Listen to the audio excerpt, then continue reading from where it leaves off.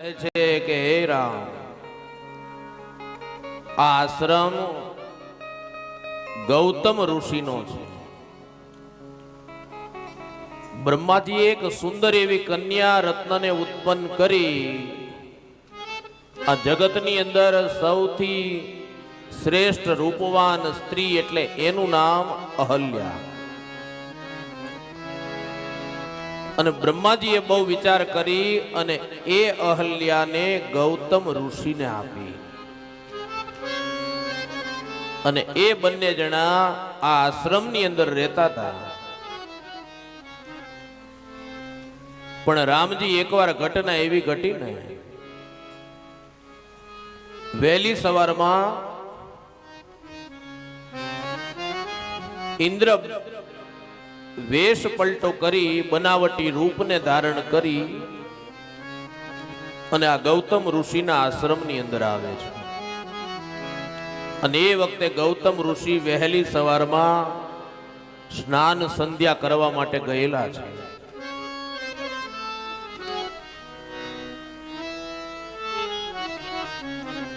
ઇન્દ્રજી એ આશ્રમની અંદર છે ને એ જ વખતે ગૌતમ ઋષિ આવે.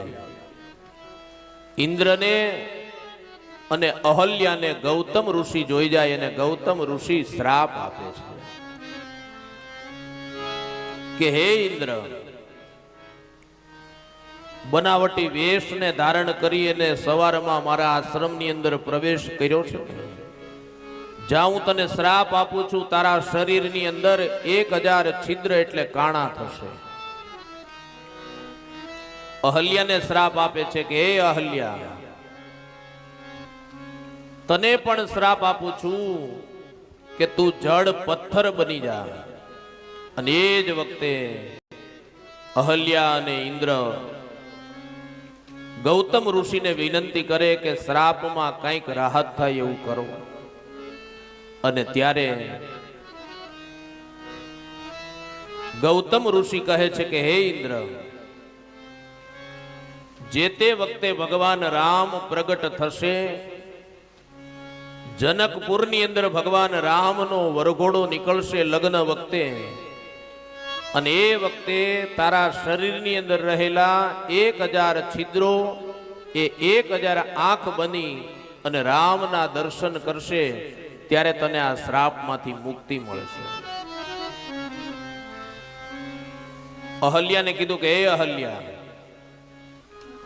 એ જનકપુરમાં જવા માટે ભગવાન રામ અહીંયાથી જ પસાર થશે અને ભગવાન રામના ચરણની રજ એ પથ્થર ઉપર શિલા ઉપર પડશે, ત્યારે તારો પણ ઉદ્ધાર થશે, તારા પણ શ્રાપનું નિવારણ થશે.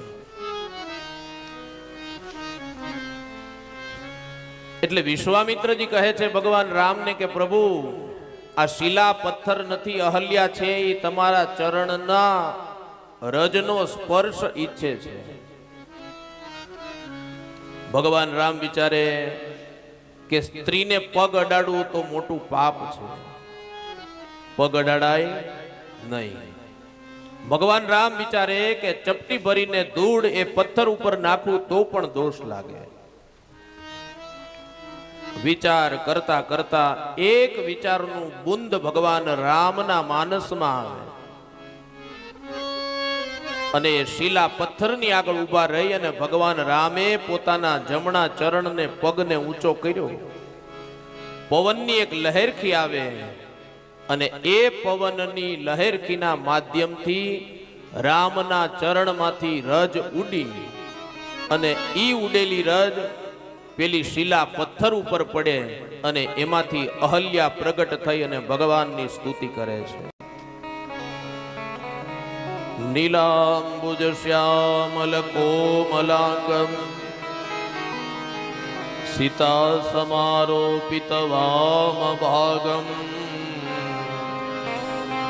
પાણો મહાસાયક ચારુ ચાપમ નમામિ રઘુવંશનાથમ. હે રામ, ધન્ય ઘડી ધન્ય ભાગ્ય મારા. જો વાલા આ કથા છે ને મને તમને બહુ મોટું આશ્વાસન પૂરું પાડે છે. અહલ્યા ઉદ્ધારની કથા મને ને તમને બહુ મોટું આશ્વાસન પૂરું પાડે છે. કદાચ સુર ચેન્જ કરજો. આપણા જીવનમાં કઈ ભૂલ થાય, આપણાથી પાપ થાય, આપણાથી દોષ લાગે તો મુંજાતા નહીં વાલા. આ કથા મને ને તમને એ મોટામાં મોટું આશ્વાસન આપે છે. તમારામાં નિષ્ઠાપૂર્વકની શ્રદ્ધા જો હશે, તમારી થયેલી ભૂલ, તમારાથી થયેલા પાપને તમે ગાશો, એનો પસ્તાવો કરશો ને, તો ભગવાન તમારા આંગણે સામે ચાલીને આવશે. ભગવાનના દર્શને જવાની જરૂર નથી. આ કથા મોટામાં મોટો પુરાવો આપે છે. અને રામકથાની અંદર બે જ વ્યક્તિ એવા છે કે એના આશ્રમે ચાલી અને ભગવાન સામેથી ગયા છે. જીવને નથી જવું પડ્યું. એક આ અહલ્યાનો આશ્રમ અને બીજી શબરી. ભૂલ થઈ જાય ને એકવાર, સજ્જનો, હું એમ નથી કહેતો કે જગતની સામે, ગામના ચોરે તમે ભૂલને પોકારો. તમારી જ્યાં શ્રદ્ધા છે, તમે રામને માનો તો રામની સામે, કૃષ્ણને માનો તો એની સામે, શિવને માનો તો એની સામે, સ્વામિનારાયણને માનો તો એની સામે, માતાજીને માનો તો એની સામે, હનુમાનજીને માનો તો એની સામે ઊભા રહી જે ભૂલ થઈ, જે પાપ થયું છે ને, એને એકવાર પોકારી લો, એની સામે સ્વીકારી લ્યો, પસ્તાવો કરો. પસ્તાવા રૂપી નદીની અંદર તમે સ્નાન કરો એટલે ઈશ્વર તમને માફ કરે, કરે ને કરે, એમાં કોઈ શંકાને સ્થાન નથી. મારે બહુ દૂર નથી લઈ જવા. આપણો લાઠીનો કવિ કલાપી રાજવી. હા પસ્તાવો વિપુલ ચરણું, સ્વર્ગમાં હેથી ઉતર્યું, પાપીઓ એમાં ડૂબકી દઈને પુણ્યશાળી બને જ છે. પાપીઓ એમાં ડૂબકી દઈને પુણ્યશાળી બને જ છે. એ હું પસ્તાયો પ્રભુ પ્રણયે, માફી મને મળી જ છે. હું પસ્તાયો મુજ હૃદયથી, માફી મને મળી જ છે. કવિ કલાપી એમ કે છે, પસ્તાવા રૂપી નદીની અંદર માણસ જો સ્નાન કરે તો એનું પ્રાયશ્ચિત થાય અને પાપમાંથી જીવાત્માને મુક્તિ મળે છે. એટલે અહલ્યા ઉદ્ધારની કથા મને ને તમને મોટું આશ્વાસન આપે. ભૂલ થાય, પાપ થાય, દોષ લાગે, ભગવાનની સામે તમે જેવા છો એવા ને એવા ઊભા રહી જાઓ. ઈશ્વર તમારો સ્વીકાર કરી લેશે. અને યાદ રાખજો સજ્જનો, જીવ છે ને એ બોલાવવામાં વાર કરે, પણ ઈશ્વર ક્યારેય આવવામાં વાર કરતો નથી. અનેક દાખલા છે.